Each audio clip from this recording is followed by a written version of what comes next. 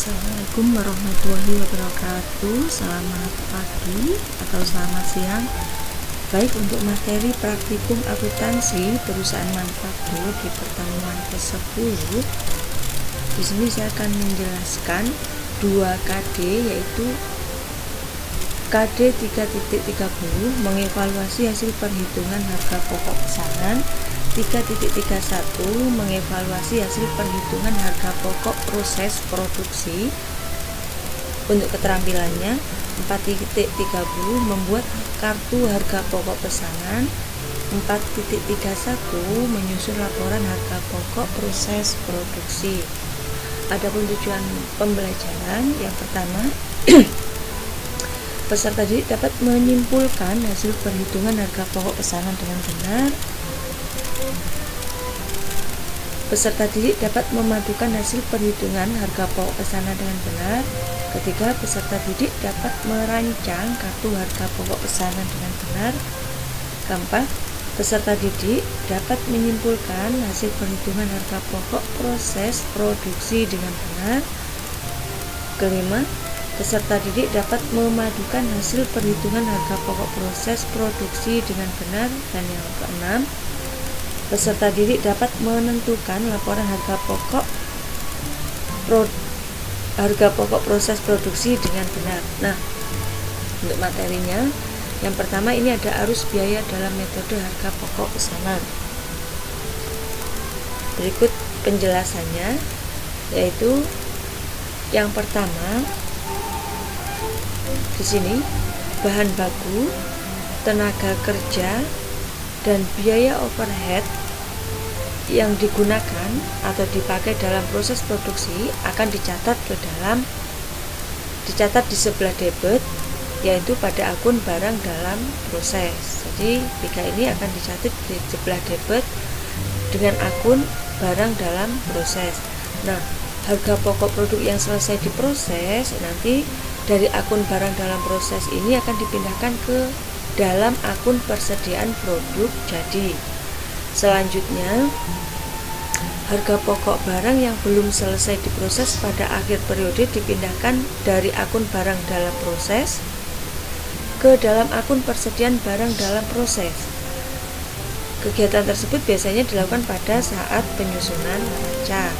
Selanjutnya, harga pokok produk yang dijual,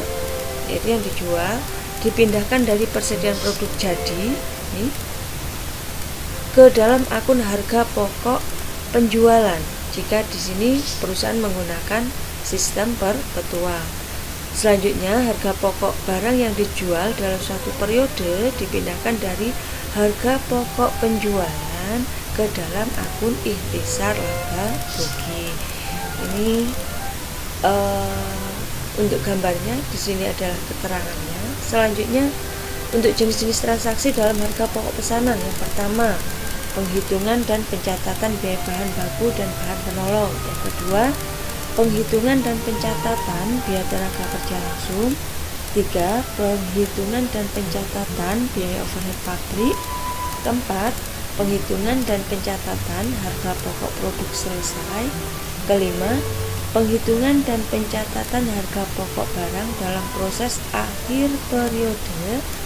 Keenam, pencatatan harga pokok produk yang dijual. Ketujuh, pencatatan pendapatan penjualan produk. Ini adalah jenis-jenis transaksi yang biasanya muncul pada harga pokok pesanan. Untuk selanjutnya, kita akan membahas yaitu tentang harga pokok proses. Di dalam harga pokok proses itu muncul istilah departemen atau departementalisasi. Apa sih itu maksudnya? Yaitu pembagian perusahaan ke dalam unit-unit yang disebut dengan departemen. Jadi di dalam proses itu, harga pokok proses itu ada unit-unitnya, dan unit-unit itu yang disebut dengan departemen. Masing-masing departemen tersebut akan mempunyai fungsi dalam aktivitas operasional perusahaan. Jadi mereka mempunyai fungsi masing-masing. Berikutnya, dalam perusahaan manufaktur, departemen dapat diklasifikasikan ke dalam departemen produksi dan departemen jasa atau departemen pembantu. Jadi perbedaan dari dua departemen ini Kalau departemen produksi itu berfungsi memproses bahan baku menjadi produk jadi, sedangkan departemen pembantu bertugas menyediakan jasa untuk mendukung kegiatan departemen produksi.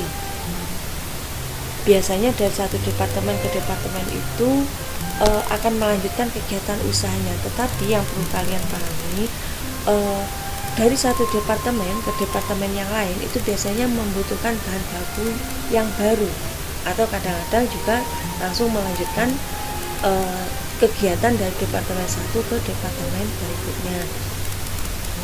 Selanjutnya, dalam perusahaan konveksi,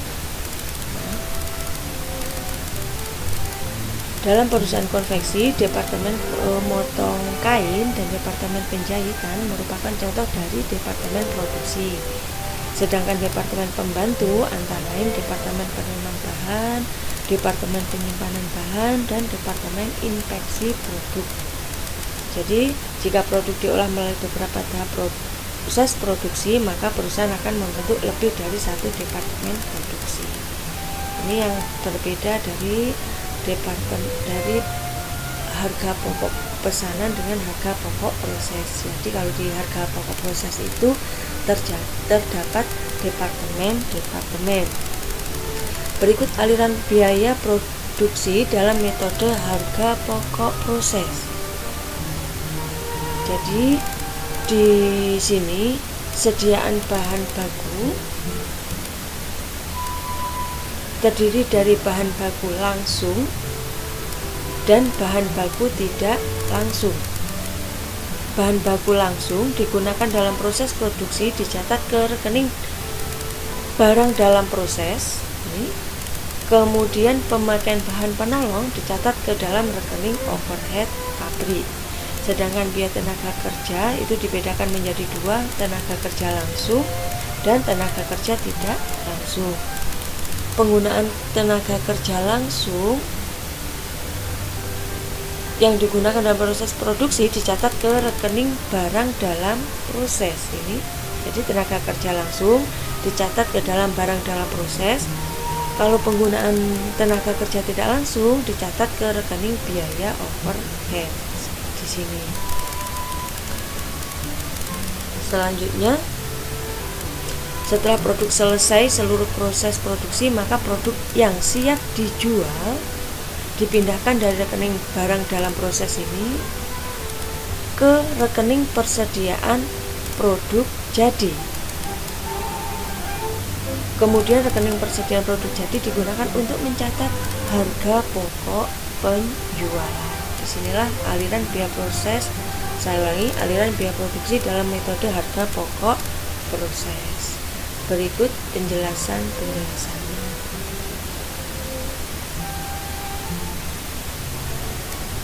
Baik, terima kasih. Berikut pertemuan yang ke-10, semoga bisa dipahami. Saya akhiri. Assalamualaikum warahmatullahi wabarakatuh.